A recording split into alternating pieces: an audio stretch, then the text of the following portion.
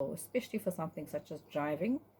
You need to be over a certain level to be able to drive safely. The gradual change can impact on you.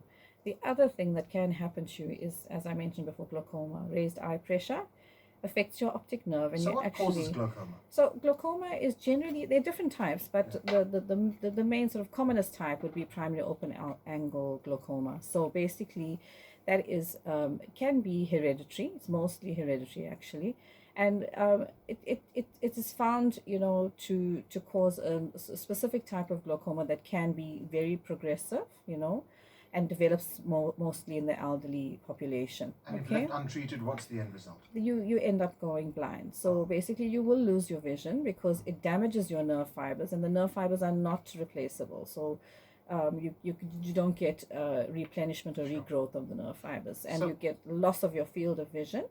So from the peripheral field to the central field. So that's why a lot of people don't know that they may have glaucoma, because their central field is okay. And the brain is amazing because it compensates. You actually end up turning your head to see something, not realizing that you can't see it. So if you're driving, for example, and you want to switch lanes, suddenly there's a car next to you and you feel, where did that car come from?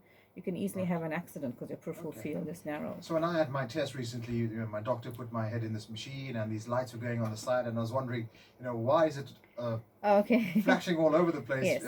So that's a visual field test. So basically, what we're doing is we do it individually because we have to test each eye individually, and because people can have one eye and still be able to drive. So basically, we use a specific point for the patient to focus on. So they look at a target, and then we present them with flashing lights in the periphery, and that will indicate to us, how large their field of vision is and where they have deficits in their field. So it does also help us in situations such as where you sustain optic nerve damage from other conditions, like when you've had a stroke. Okay.